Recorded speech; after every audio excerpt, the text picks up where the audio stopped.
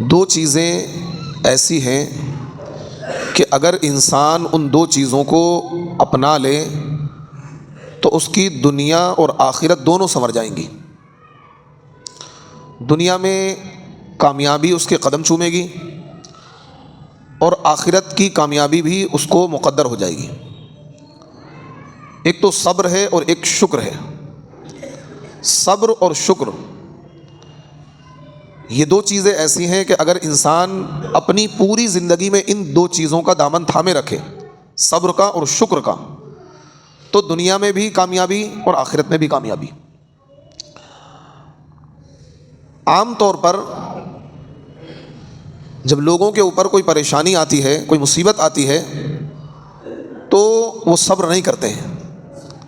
وہ ناشکری کے کلمات، نافرمانی کے کلمات، نازیبا کلمات اپنی زبان سے ادا کرتے ہیں، کیونکہ یہ جو دنیا ہے، یہ دنیا دارالامتحان ہے، امتحان کا گھر ہے۔ اس دنیا میں آزمائشیں، پریشانیاں، دقتیں، الجھنیں، بیماریاں، یہ تمام چیزیں انسان کے ساتھ لگی ہوئی ہیں۔ ان تمام چیزوں کے بغیر اسے دنیا کون کہے گا؟ ان تمام چیزوں کے بغیر اسے دنیا کون کہے گا؟ کیونکہ جنت میں ان تمام چیزوں کا تصور ہے ہی نہیں۔ جنت میں پریشانی، الجھن، یہ چیزیں ہیں ہی نہیں۔ صرف جنت میں آسائش، عیش و عشرت، آرام پسندی، یعنی جنت تو مزے کی جگہ ہے۔ جو بھی پریشانیاں ہمیں یہاں لاحق ہوتی ہیں، ان تمام پریشانیوں کا تصور بھی نہیں ہوا۔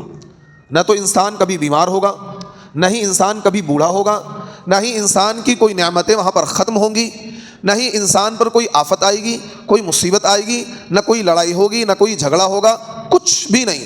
وہاں تو عیش و عشرت کی زندگی ہوگی۔